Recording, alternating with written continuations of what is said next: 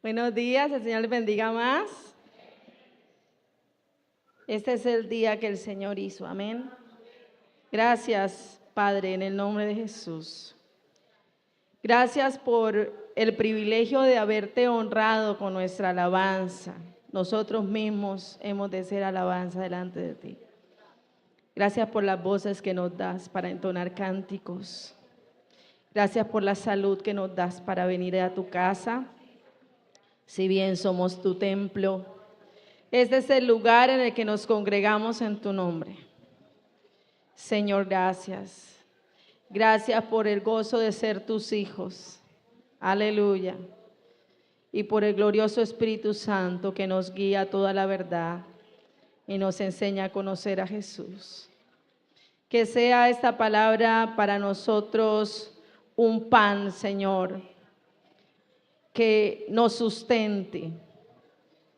Un pan, Señor, que sustente nuestra vida espiritual. Que seamos entendidos y tu palabra alumbre nuestro entendimiento para ser como luminares en el mundo, Señor, en medio de una generación malvada y perversa. Gracias, Señor. En nombre de Jesús. Amén. Gloria a Dios. Bueno, estamos abordando el lema del año, que es en el camino de la perfección. Y el pastor ha estado orientándonos hacia la temática de este mes de buscar lo primero, buscar las cosas de arriba. Yo quiero hablar esta mañana bajo el tema el proceso divino de la perfección, una ruta ineludible para quienes buscan lo de arriba. Amén. El proceso divino de la perfección, una ruta ineludible para quienes buscan lo de arriba. Y lo vamos a hacer centrados en Filipenses. Ya la hermana Doris leía el capítulo 1. Quiero comenzar este estudio de la Escritura muy sencillo, hablando de una realidad que se está dando alrededor del mundo en este mismo momento.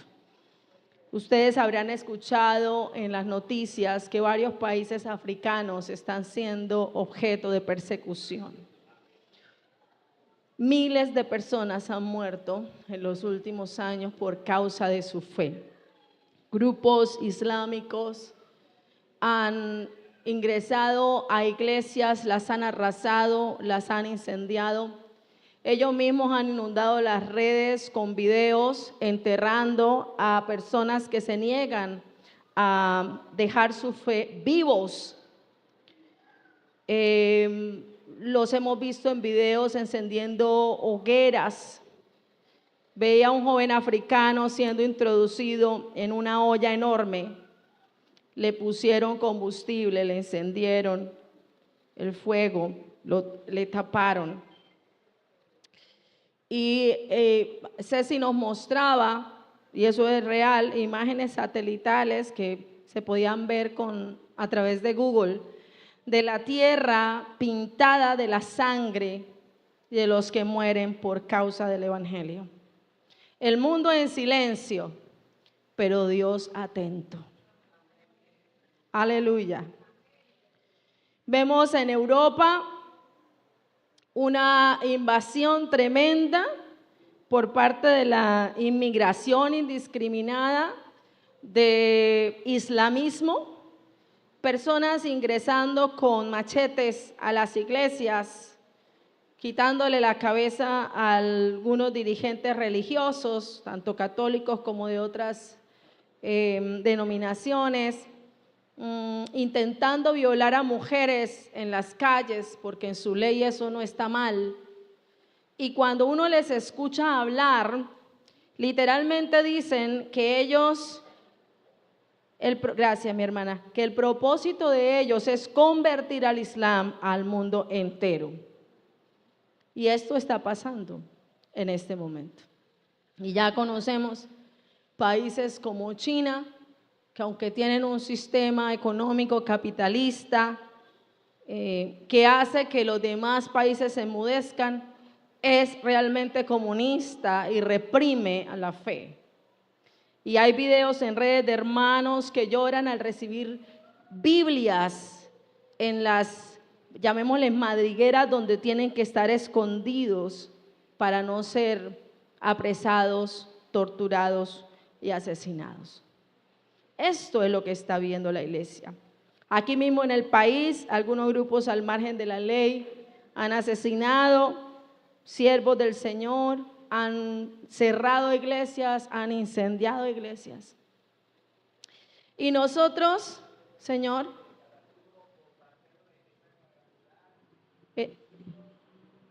en el Catatumbo bombardearon la iglesia cuadrangular. ¿Filo de qué? Filo de gringo en una vereda. Hermanos, estamos en persecución y estamos en una guerra espiritual, permanente. Por otra parte, vemos a la iglesia del Señor dormida, la vemos distraída, enfocándonos en cosas superficiales y olvidando la necesidad que tenemos de estar preparados. Satanás, hablaba con mis hijas hace unos días, ya no se aparece como en las historias de los abuelos en los pueblos, donde decían que veían cosas y que el diablo se aparecía. Ahora, muy disfrazado de entretenimiento y de medios culturales, está desviando la atención de la iglesia y evitando que la iglesia entienda cuál es el tiempo que se está viviendo. Habiendo hecho esa introducción, quiero que vayamos a Filipenses capítulo 1 y les recuerdo que estamos hablando de el proceso divino de la perfección, que es una ruta ineludible. Si realmente nosotros como creyentes queremos ser perfeccionados, vamos a ver cómo nos habla el apóstol Pablo en la carta a los filipenses, a los hermanos de Filipo, ciertas enseñanzas que él les da que son útiles para nosotros. Y lo primero que es necesario ver, versículo 6, mis hermanos, vamos a partir del versículo 6, lo leemos juntos. Estando persuadido de esto, que el que comenzó en vosotros la buena obra, la perfeccionará hasta el día de Jesucristo.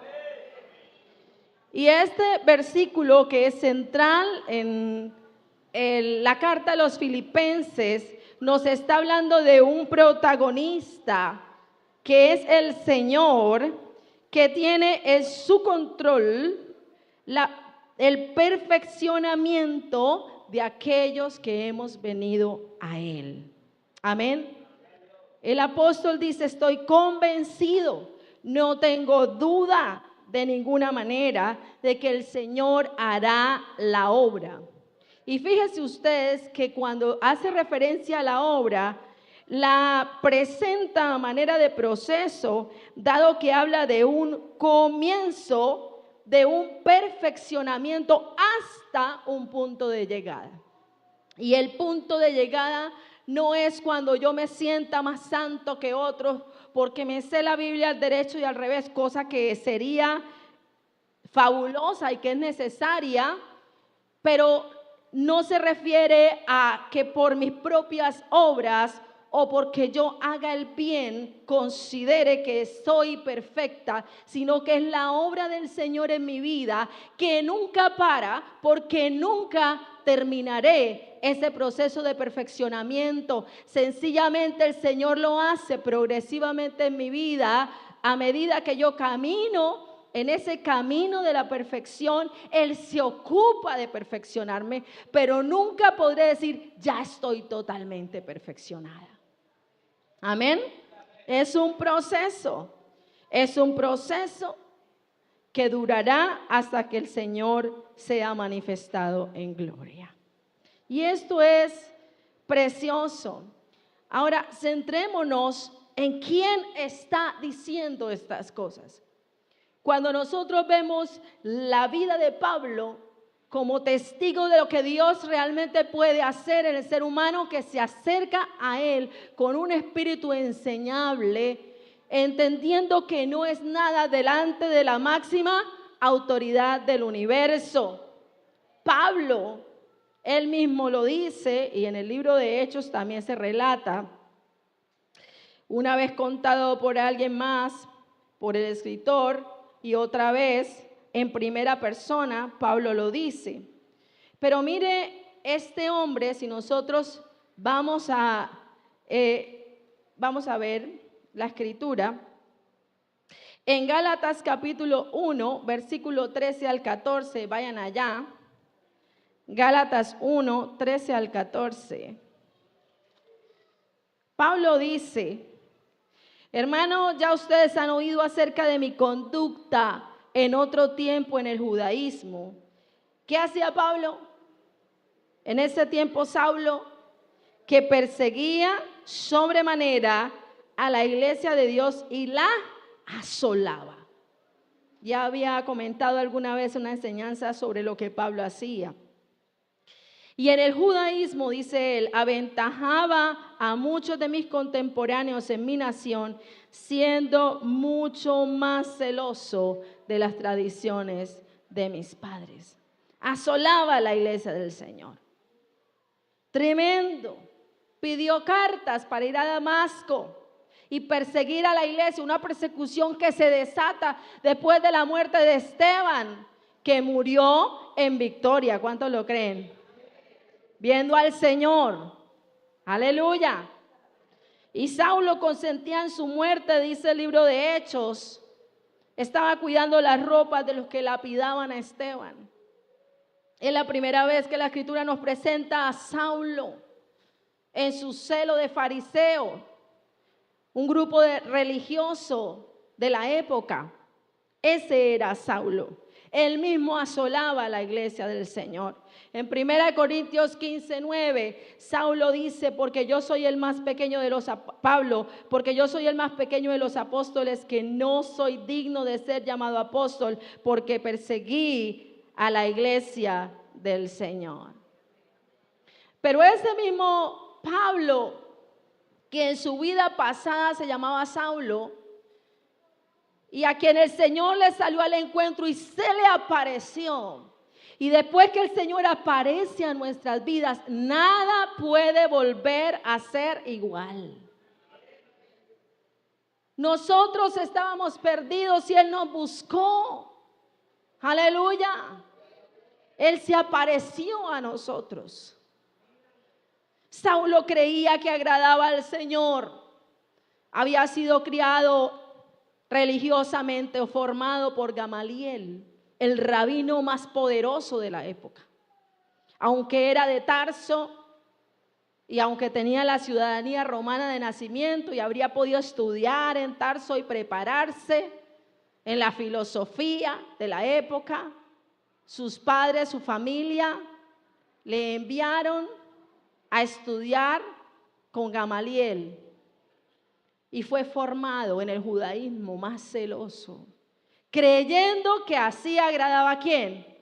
A Dios. Y cuando él habla de ese tiempo, si ustedes van a 1 Timoteo 1, 12 al 13, Pablo dice lo siguiente: doy gracias al que me fortaleció, a Cristo Jesús nuestro Señor, porque me tuvo por fiel poniéndome en el ministerio, habiendo yo sido antes blasfemo, perseguidor e injuriador, mas fui recibido a misericordia porque lo hice por ignorancia e incredulidad. Esta es la persona que nos va a hablar de algunos elementos necesarios y procesos necesarios para ser perfeccionados. Ese hombre que testifica que persiguió a la iglesia del Señor, los echó en cárceles, participó en la muerte de la iglesia, de muchos de la iglesia. Ese hombre a que el Señor se le aparece y le pregunta: Saulo, Saulo, ¿por qué me persigues? Aleluya. Gloria a Dios. El Señor lo transforma. Aleluya.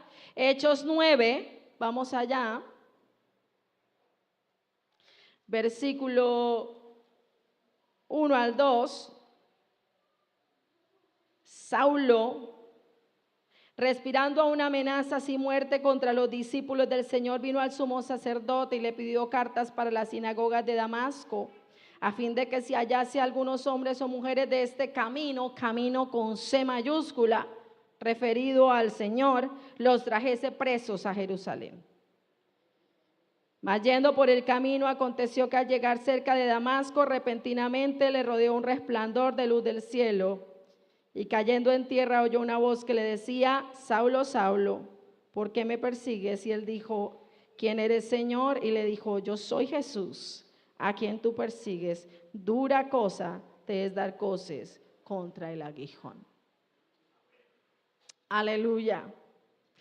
Y él, frente a esa aparición, a esa teofanía, temblando, tembloroso, pregunta: ¿qué tengo que hacer? Y el Señor le da instrucciones. Vaya, dice la Escritura, a la ciudad, allá le voy a decir, o se le va a decir lo que tiene que hacer. Los hombres que le rodeaban, que habían sido testigos del momento, se asustaron. Él se levanta, abre los ojos y se da cuenta que está, ¿qué? Ciego. Una forma de decirle al Señor que hasta el momento había sido un ciego espiritual, que realmente no había visto más allá de lo que su religiosidad le había permitido ver. ¿Cuántos días estuvo ciego? 3 días. No comió, no bebió. Y el Señor entonces le dice a un discípulo que se llamaba Ananías, gloria a Dios, versículo 10 en adelante, le dice: levántate, ve a la calle que se llama derecha o busca en casa de Judas. Ahí hay uno que se llama Saulo, que es de Tarso, y él está orando. Mire que cuando Dios aparece al ser humano, el ser humano debe encargarse de entender que no hay salida sin Cristo. Ayer se mató en un accidente aéreo un cantante secular muy conocido. Ustedes habrán visto las noticias y empiezan a salir videos de cosas que él decía en vida, al parecer cercano al cantante cristiano Alex Campos. Y en algunas entrevistas él cuenta que Dios le había mostrado en 3 ocasiones que iba a tener un accidente aéreo y que se iba a matar. La última vez, el último sueño que tuvo. Y luego vi un corte entrevista donde él decía: yo pienso que voy a estar en esto hasta los 35 años, decía él, y luego voy a parar. Y luego dijo: y creo que después de eso voy a empezar a cantar música cristiana. Respetuosamente, y no sé qué pasaron los últimos momentos de su vida, mis hermanos. Yo no soy quien para decir qué pasó con su eternidad. Pero sí es importante ver que cuando el Señor se aparece a nosotros y nos llama, ese es el hoy para venir al Señor. Porque del mañana no sabemos. Saulo reconoció que estaba frente al Dios de sus padres, al Dios verdadero, al Dios de sus antepasados, y que era ese Jesús, ese camino al que él había perseguido. Eso es importantísimo verlo acá. Aleluya. Ananías se asusta: Señor, mira todos los males que ha hecho a tus santos en Jerusalén. Este hombre es malo, porque a veces nosotros, y es perfectamente comprensible, a veces no creemos en la obra que Dios hace en otra, ¿qué? Persona. Pero el Señor lo puede hacer. Puede transformar a cualquier persona. Y fíjense estas palabras tan lindas porque esto pega perfectamente con lo que estamos hablando esta mañana. Fíjese que el Señor le contesta a Ananías y le dice, ve. ¿Y por qué tiene que ir? Dice, porque instrumento escogido me es este para llevar mi nombre en presencia de los gentiles y de reyes y de los hijos de Israel. Aleluya. A Él sea la gloria. Aleluya. Pero viene lo más precioso y lo más desafiante para nosotros.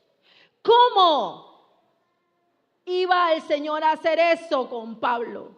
¿Cómo?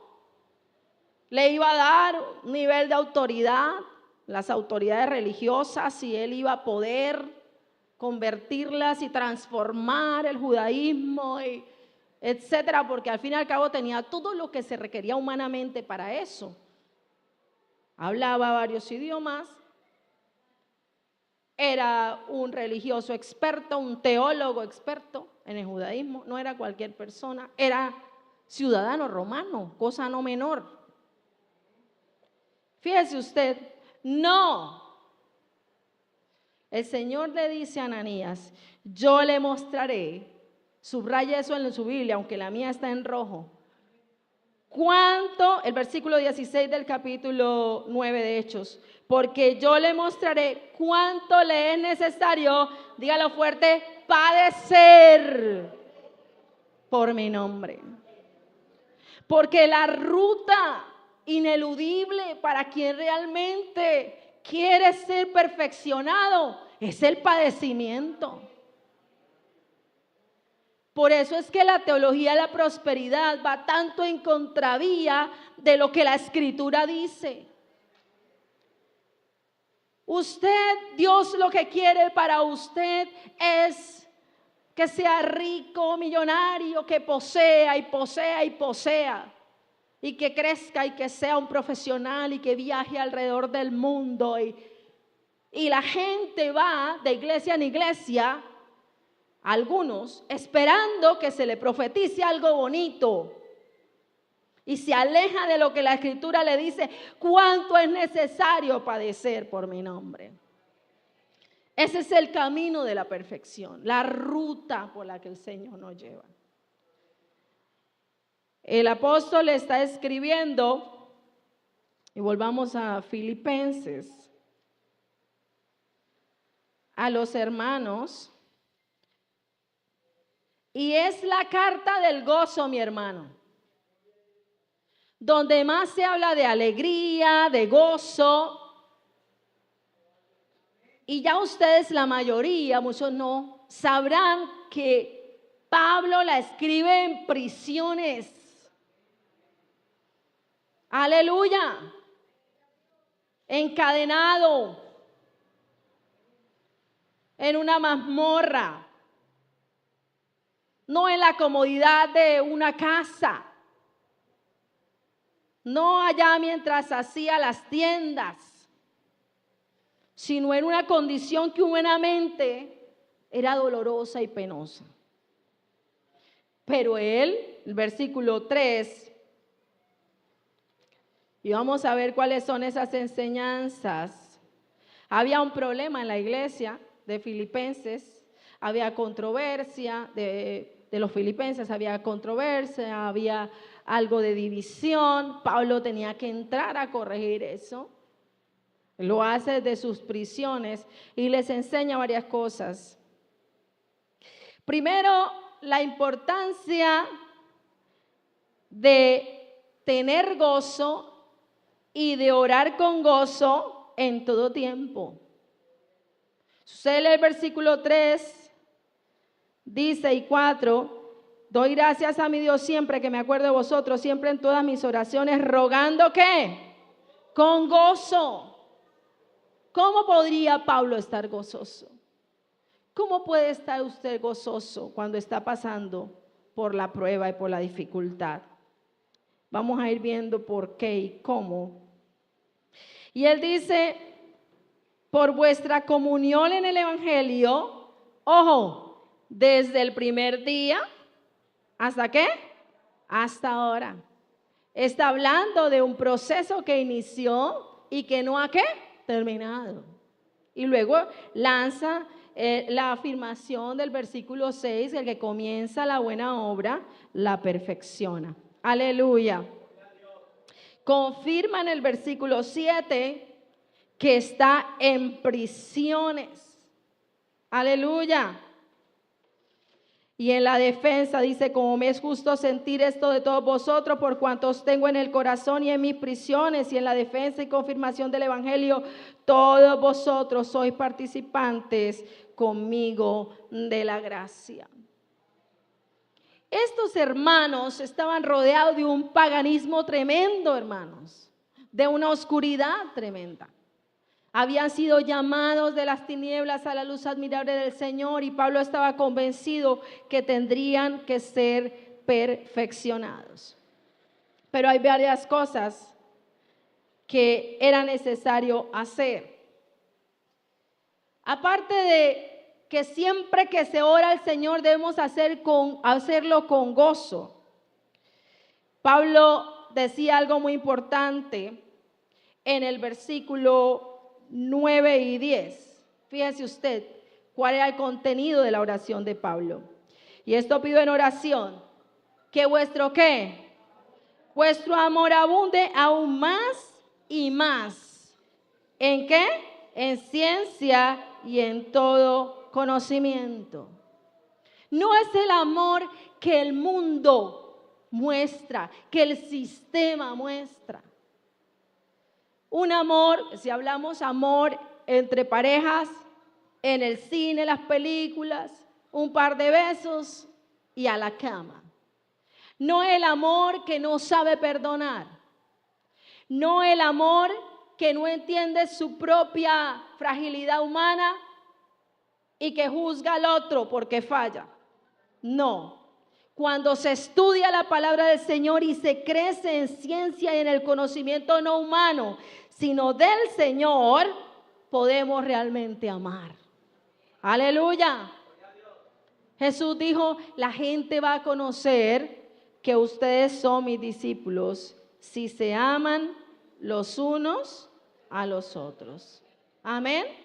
Y Jesús oró, Señor, para que sean uno, como tú y yo somos ¿qué? Somos uno. Aleluya. Ese amor que es una decisión que procede del conocimiento de la palabra del Señor. Primera de Juan, capítulo 2,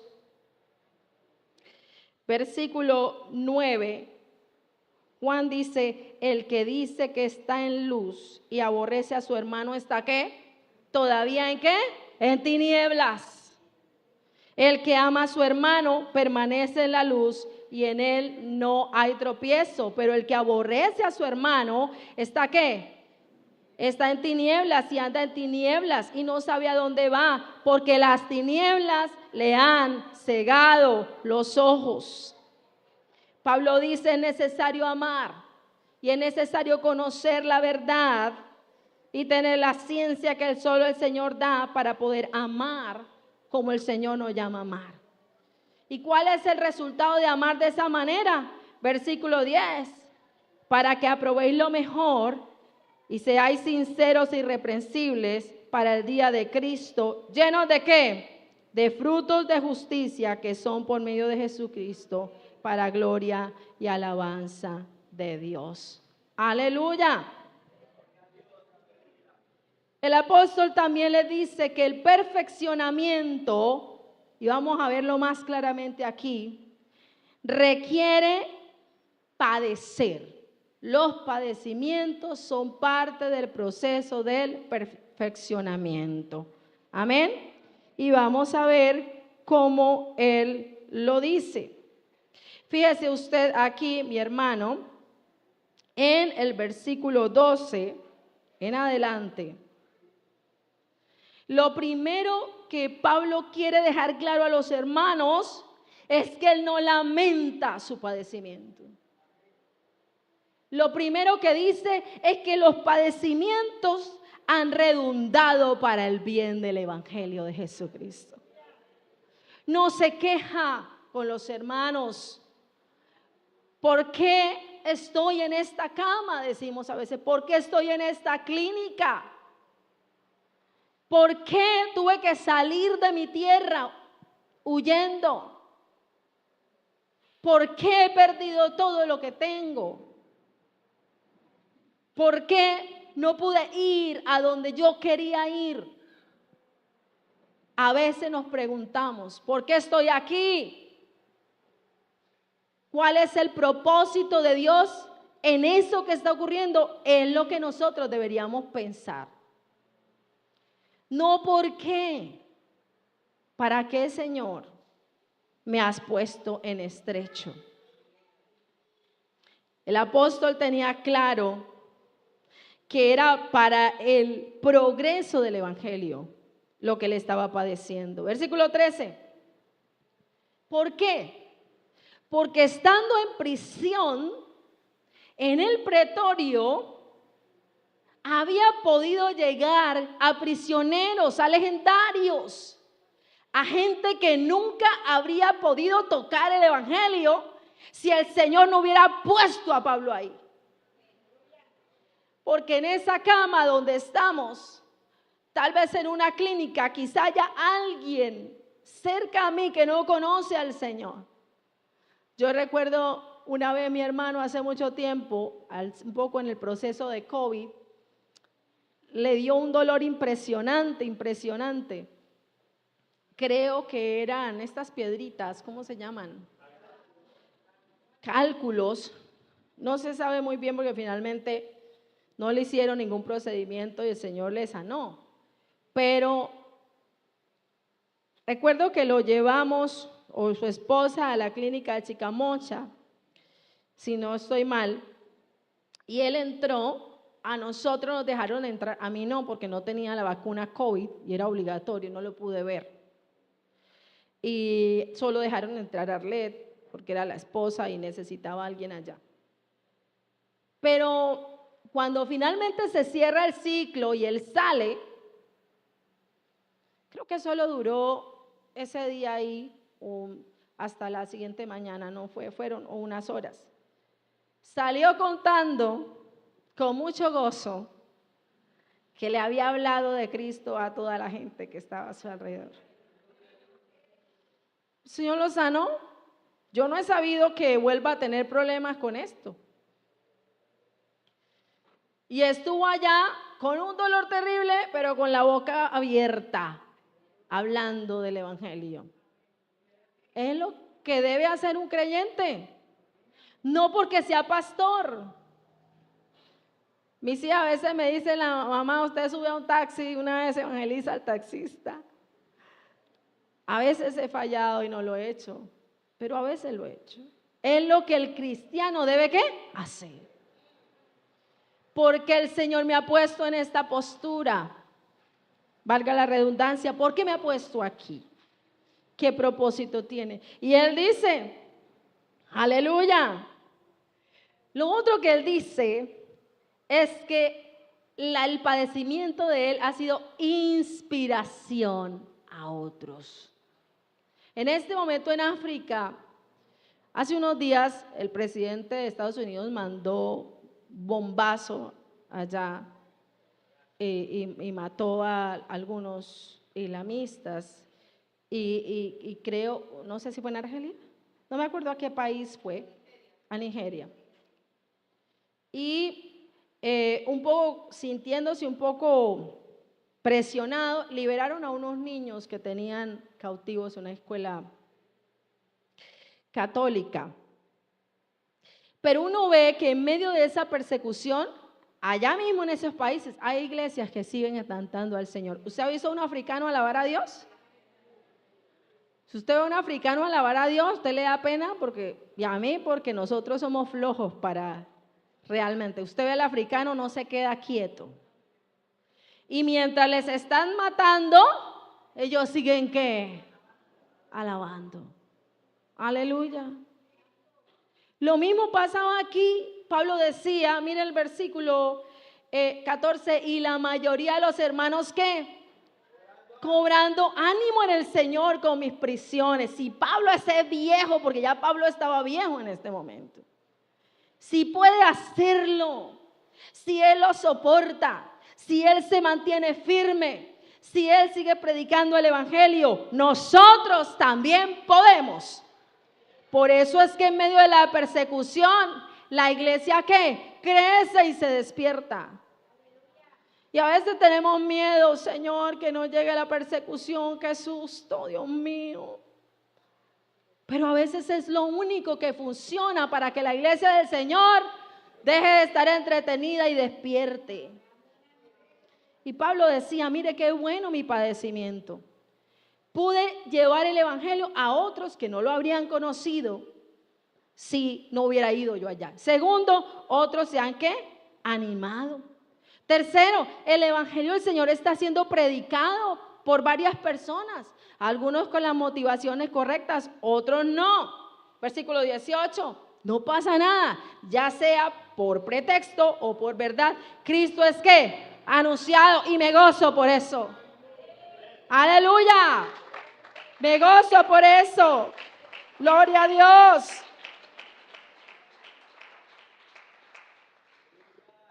Y vemos en redes, ha caído Europa, puede ser cierto. Pero nosotros no tenemos miedo, porque el Dios que controla los hilos de la historia es nuestro Dios. Aleluya. ¿Por qué temer? Gloria a Dios.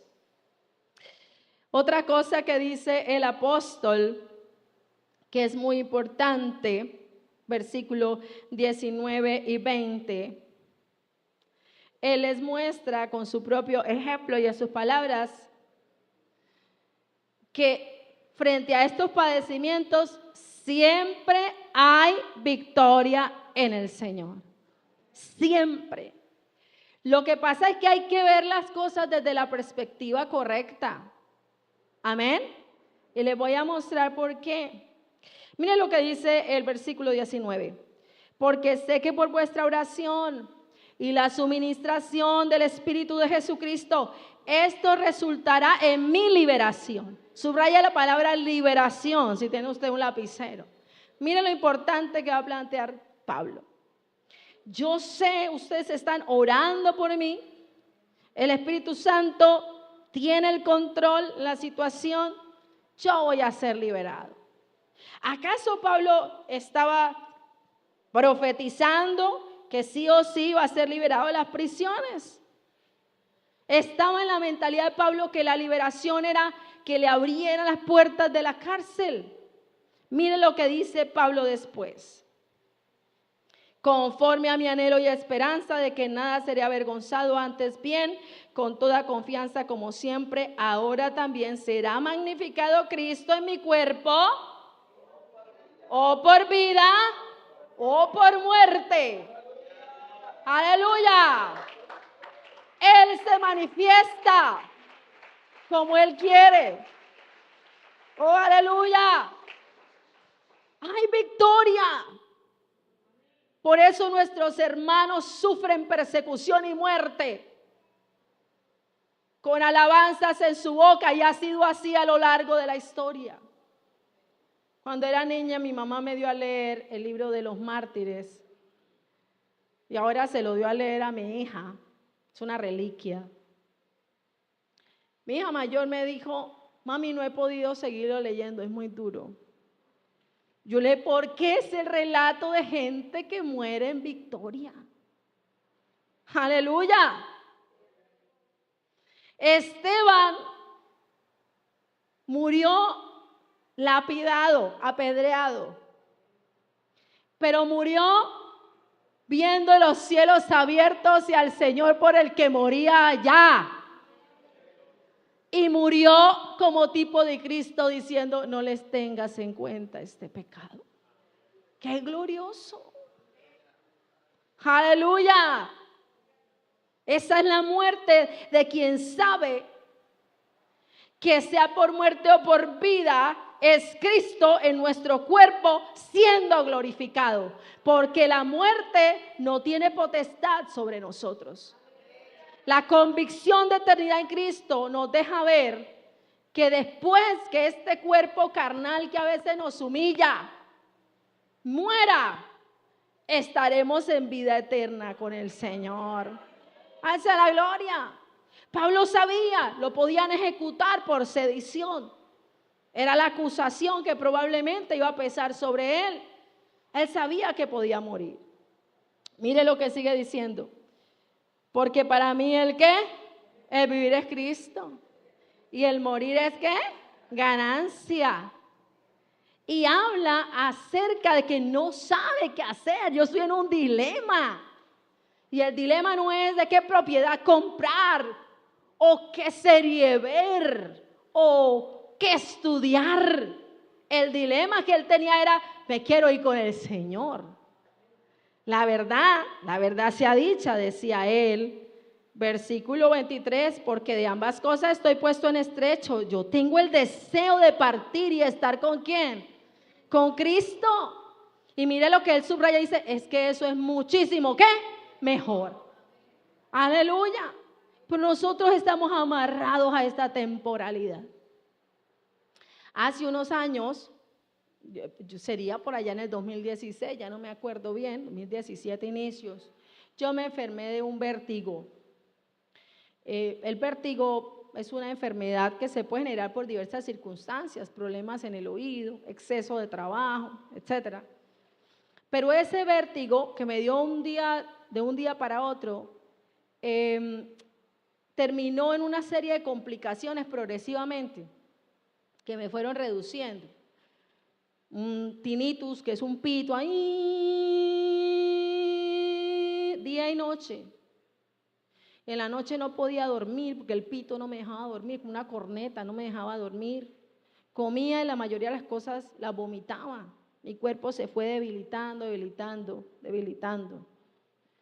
Y después sentí afectaciones respiratorias. Una noche que pensé que me moría, al siguiente día escribí una carta a mis hijas diciéndoles algunas cosas. Yo había llorado mucho porque Ana María estaba en quinto, eran niñas pequeñas, tendría unos 10 añitos, Sofía pues 2 añitos menos, y estaba preocupada por ellas. Y yo lloraba, decía, mis niñas, Señor, sí, porque ya me sentía muy débil y muy mal. Fue un proceso de casi 2 meses. Me dio hiperacusia, entonces el ruido del agua era como, me hacía casi llorar porque lo escuchaba muchísimo. No podía venir acá, porque ustedes estaban en el culto y los parlantes, yo allá lo escuchaba como si lo estuviera ahí al lado de la cama, unas sensaciones terribles. Nistagmos, movimientos involuntarios de los ojos, tantas cosas. Y entonces yo lloraba porque yo pensaba que me iba a morir. Ay, mis niñas, decía yo. Y resulta que después de esa noche que escribo la carta, le oré al Señor y le digo, Señor, perdóname porque he sido altiva. Yo he estado pensando que si me muero, mis hijas la van a pasar mal. Pero así yo esté viva, nada puedo hacer por mis hijas. Si tú decides tomarla, las tomarás. Yo así esté al lado de ellas. Perdóname porque he sido altiva. Tú eres el padre por excelencia de mis hijas. Tú harás lo necesario. Solo te pido que las salves. Que ellas jamás se aparten de ti. Porque allá en la eternidad quiero tener la convicción que fueron salvas, quiero verlas. Es lo único que le pedí al Señor. Y solté. Después que yo solté esta temporalidad, el Señor empezó a sanarme. Amén.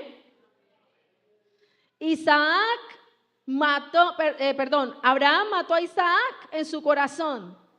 Y es cuando el Señor le dice, no le hagas daño. Amén. Es entender que esta temporalidad no es lo importante y soltar.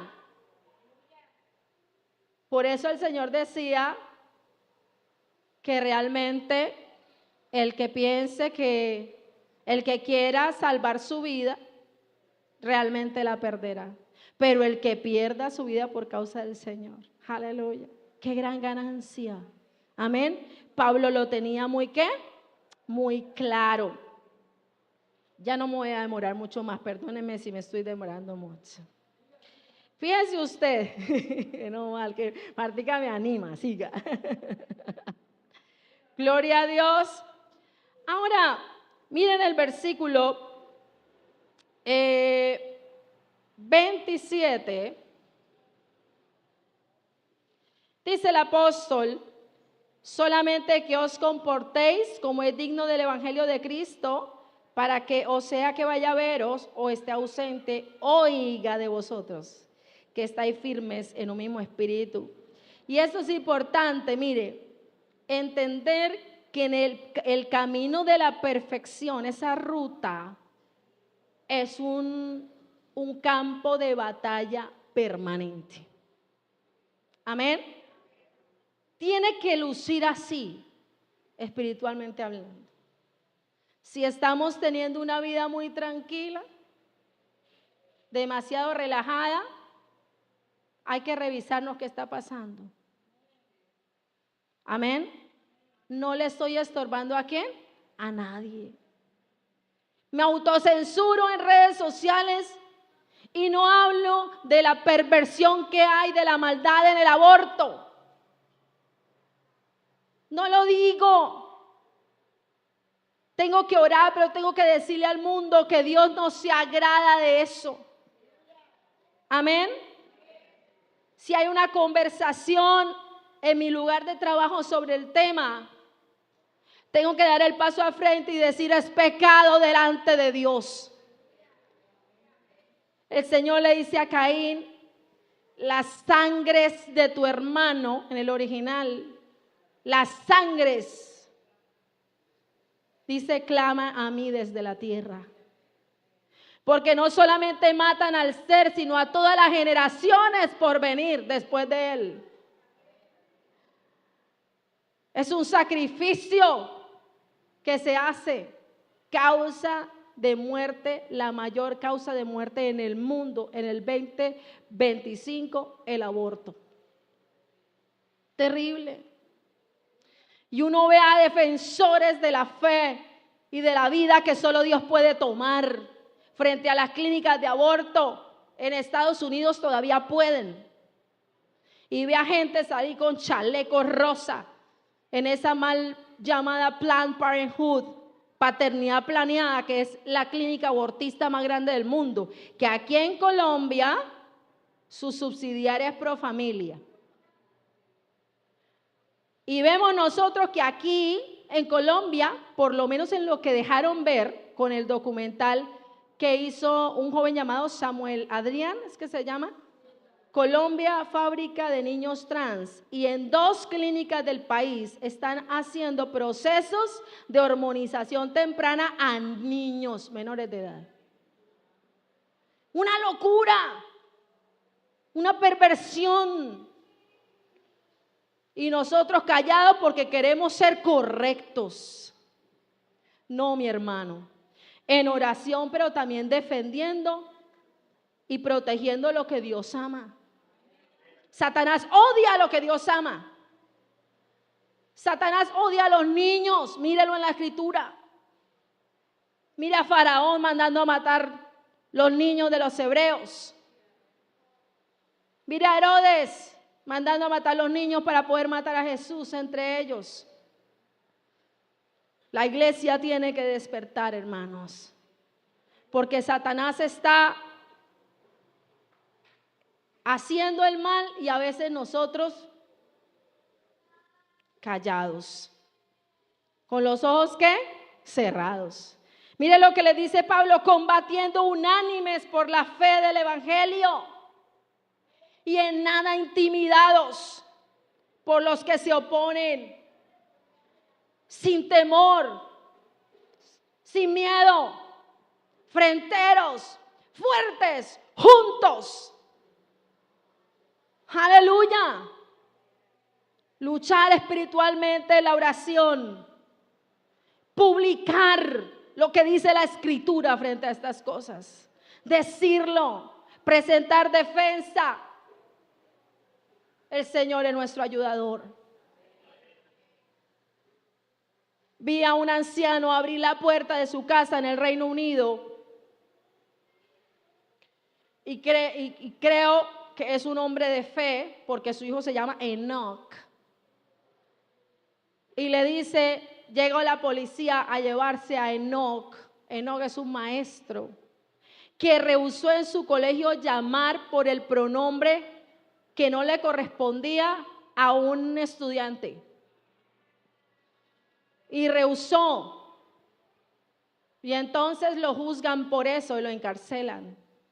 Y su padre le dice, mi hijo, ustedes están encarcelando a mi hijo por defender su fe. Porque mi hijo se niega a llamar a esta persona de la forma en que Dios no le llama.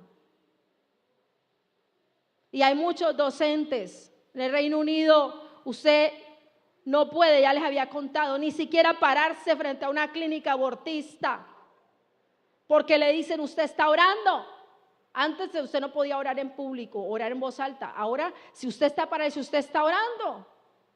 Como usted es una persona de fe, usted no va a mentir, usted dice, sí, estoy orando.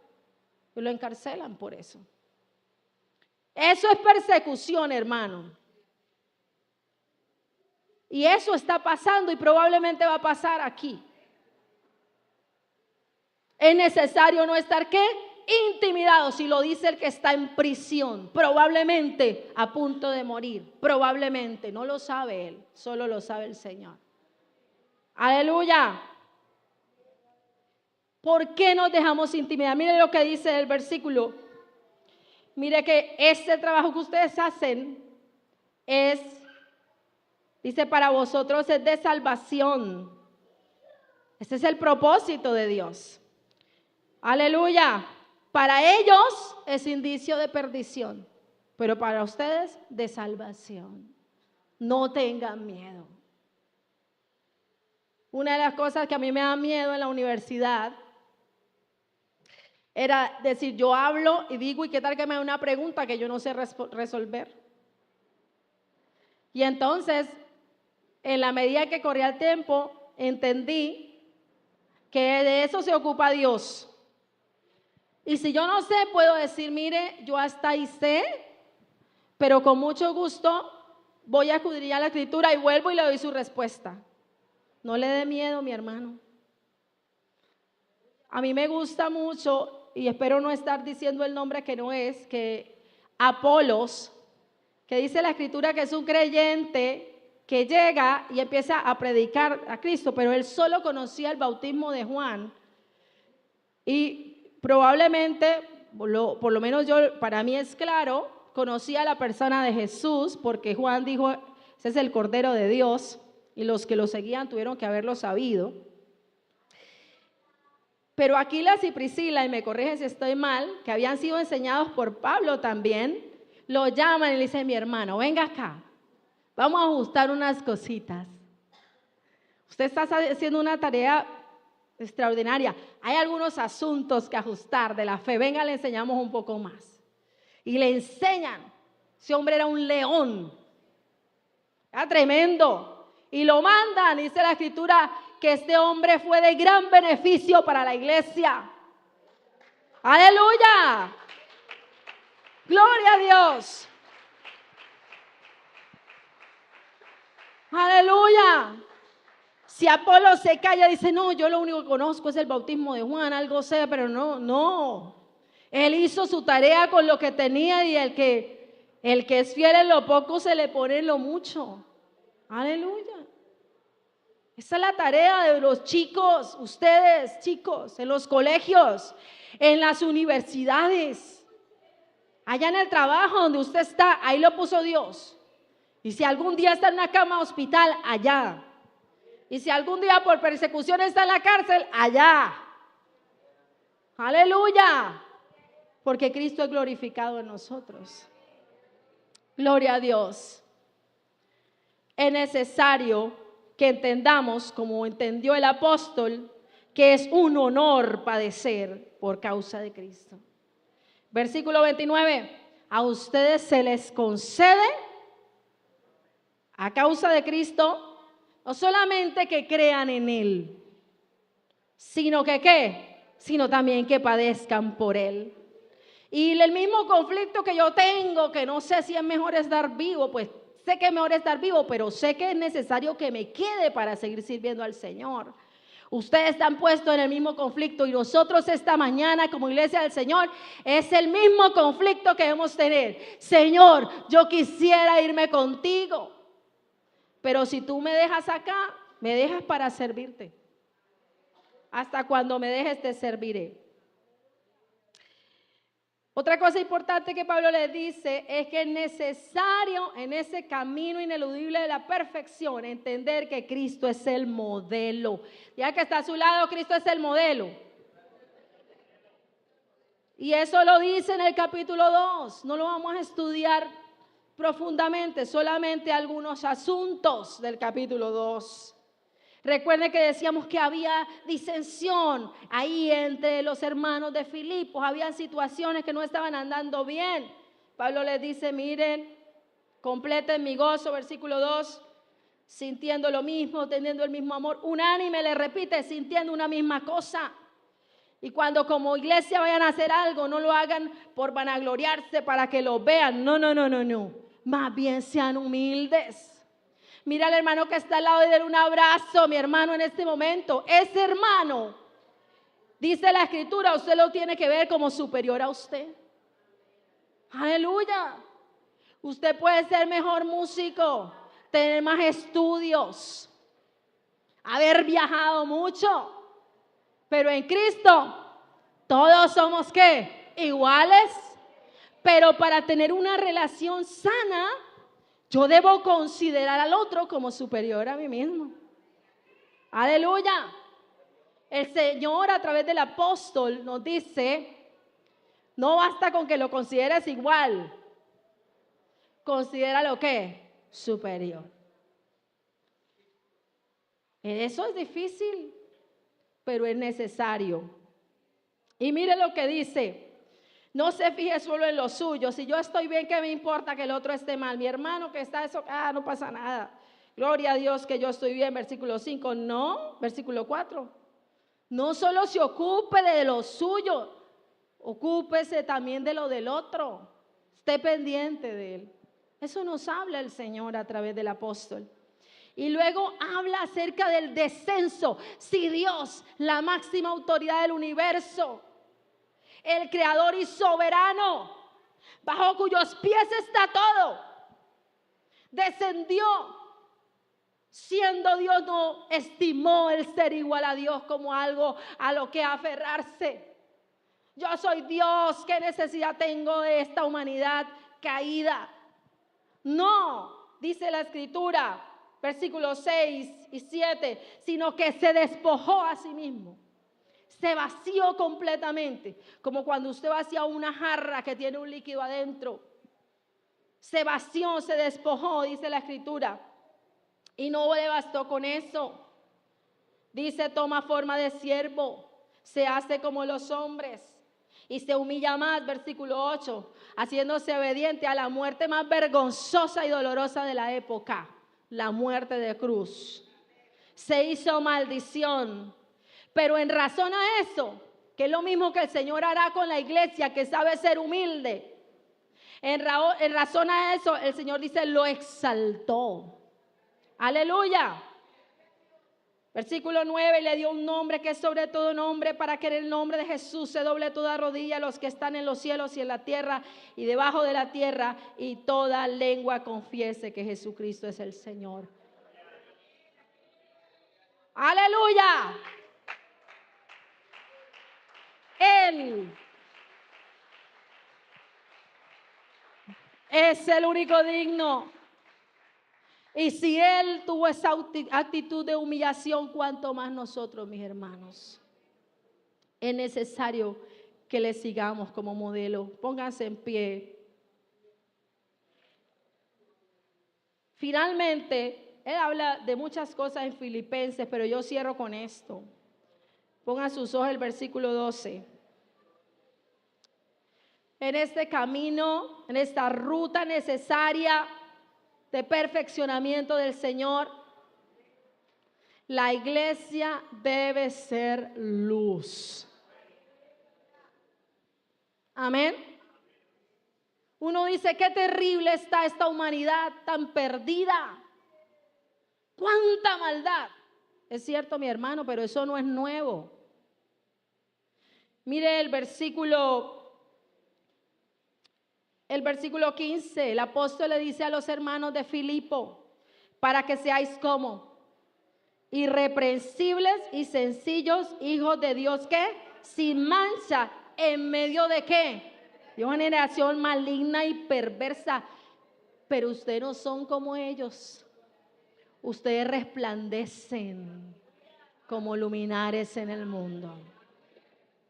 Los justos tenemos que resplandecer y agarrarnos de la palabra de vida, versículo 16, no con nuestras propias filosofías y fuerzas, no con nuestra palabrería, sino con la palabra poderosa del Señor que no falla. Aleluya. Y mire lo que dice el apóstol en el 17, dice, y aunque yo sea derramado como ofrenda, como libación, sobre el sacrificio y servicio de vuestra fe, me gozo y regocijo con todos vosotros. Ponga sus manos sobre su cabeza y aplauda al Señor esta mañana.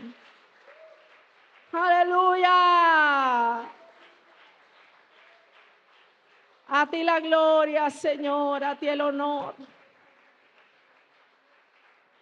A ti la alabanza, Señor.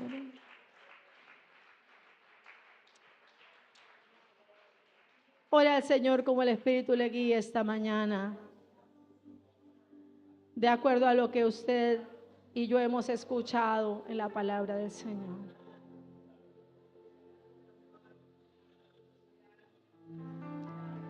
Ore al Señor como el Espíritu le guíe. Gracias, Señor.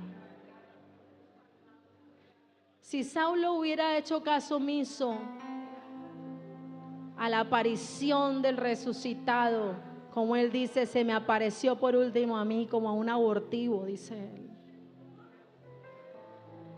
Si hubiera seguido su camino de religiosidad, de autojustificación, Dios habría llamado a otro, indudablemente. Pero él se habría perdido la oportunidad de servir al Cordero que venció, a la máxima autoridad del universo.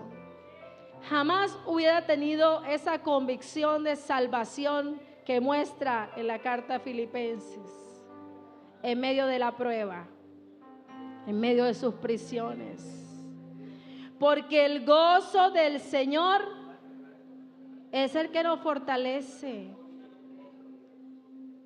El gozo del Señor, aún en medio de la tribulación, aún en medio de la dificultad, aún en medio de la separación de los que amamos, aunque la muerte misma venga, ¿quién me separará? ¿Quién me podrá separar del amor de Cristo? Y si esta mañana alguno de los presentes aún no ha atendido a ese llamado del Señor, a esa aparición que el Señor ha hecho, si usted aún no ha entendido la necesidad que tiene del Señor, es necesario que lo haga. Y nosotros como iglesia es necesario que atendamos a lo que estamos viendo aquí en esta palabra del Señor. Y a que dejemos de ver lo circunstancial, lo temporal como lo importante en la vida. En un segundo morimos. Y todo eso, ¿de quién será? Pero si ponemos los ojos en las cosas de arriba, en lo que está por encima del sol, sabremos que tendremos liberación, ya sea por vida o por muerte, en medio de cualquier dificultad, porque ese es nuestro Dios. Quiero que papi pase por acá, siga orando papi. Siga bendiciendo al Señor y el pastor nos ayuda a cerrar este tiempo de oración. Gracias, Señor.